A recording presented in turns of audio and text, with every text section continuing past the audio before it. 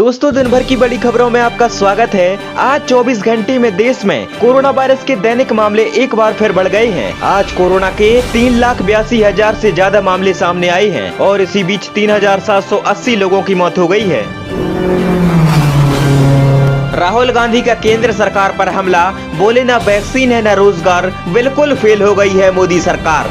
कांग्रेस के पूर्व अध्यक्ष और केरल के वायनाड से सांसद राहुल गांधी ने देश में कोरोना वायरस संक्रमण की गंभीर स्थिति को लेकर एक बार फिर सरकार पर निशाना साधा और आरोप लगाया कि लोगों को टीका और रोजगार उपलब्ध कराने में मोदी सरकार नाकाम रही है। अब देश में संक्रमण जिस रफ्तार से बढ़ रहा है, वैसी हालत में सिर्फ लॉकडाउन ही एकमात्र रास्ता है। 15 दिन में 30 मौतों से गांव में दहशत, सभी को था जुकाम बुखार, नहीं कराया कोरोना टेस्ट। अमेठी जिले के हारी मऊ और सिंधियावा गांव में 15 दिन के भीतर लगभग 30 लोगों की मौत होने से क्षेत्र के लोगों में दहशत है। इनमें से करीब सभी लोग सर्दी जुकाम व बुखार से पीड़ित थे।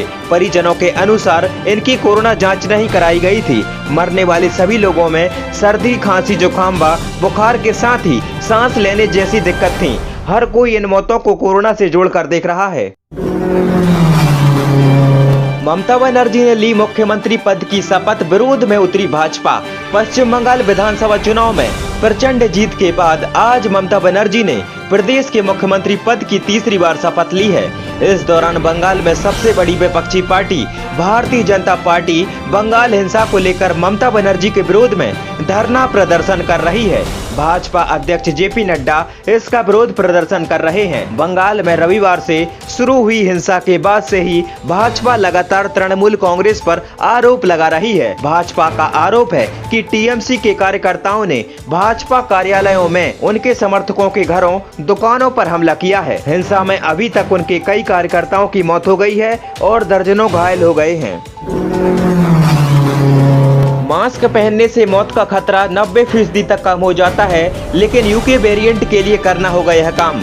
अमेरिका में करीब 6 महीने तक किए गए एक अध्ययन में पाया गया कि कपड़े का मास्क पहनने से मृत्यु दर में 82% तक की कमी आई है, लेकिन मेडिकल मास्क लगाने से 90% तक जान जाने का खतरा कम हो जाता है। स्टडी में साफ तौर से बताया गया है कि लोग अभी भी मास्क पहनने से कतराते हैं, वो अपनी जान जोखिम में डाल रहे हैं। यूके और वुहान वेरिएंट को लेकर वैज्ञानिकों ने बताया कि कोरोना की पहली लहर के मुकाबले इसके संक्रमण में ज्यादा शक्ति है। अगर परिवार में एक शख्स इसकी चपेट में आता है तो यह पूरे परिवार को अपना शिकार बना लेता है। ऐसे में लोगों को ऐसी वेरिएंट के खिलाफ डबल मास्क लगाकर बचना जरूरी है। बेंगलुरु में जांच कराने वाला हर दूसरा शख्स कोरोना संक्रमित, सक्रिय मामले 3 लाख के पार। देश में कोरोना का कहर लगातार जारी है। अस्पतालों में मरीजों की लंबी कतार लगी है। इस बीच कुछ राज्य ऐसे हैं जहां कोरोना के मामले डराने लगे हैं। स्वास्थ्य विभाग के अनुसार कर्नाटक की राजधानी बेंगलुरु में संक्रमितों की संख्या तेजी से बढ़ रही है। बेंगलुरु में स्थिति ऐसी हो गई है कि यहाँ हर दूसरा शख्स कोरोना पॉजिटिव निकल रहा है और संक्रमण की दर 55% तक पहुँच गई है, जो सबसे अधिक है।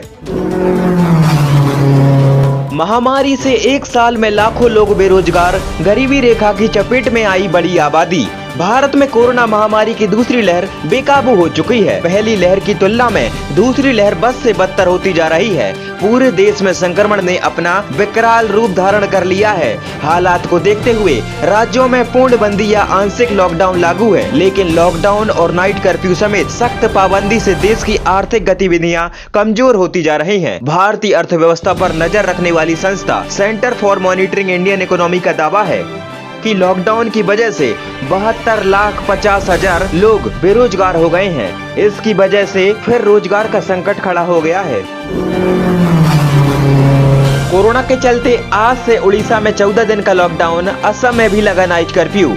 ओडिशा सरकार ने कोरोना वायरस के प्रसार को रोकने के लिए 14 दिन का लॉकडाउन लगाया है। ये लॉकडाउन आज से शुरू हो गया है। राज्य सरकार के अनुसार इस दौरान आपातकालीन सेवाओं की अनुमति होगी। सब्जी और किराने की दुकानें, अस्पतालों या हवाई अड्डे या अन्य परिवहन सुविधाओं को सुबह 6 से 12 बजे तक खोलने की अनुमति दी गई है। सरकार ने राज्य के सभी रेस्टोरेंट को भी लॉकडाउन के दौरान खोले रहने की अनुमति दी है, लेकिन ये सेवा केवल खाना घर ले जाने तक ही सीमित है। इसके साथ असम सरकार ने भी प्रदेश में आज से रात्रि कर्फ्यू लगाने का फैसला किया है।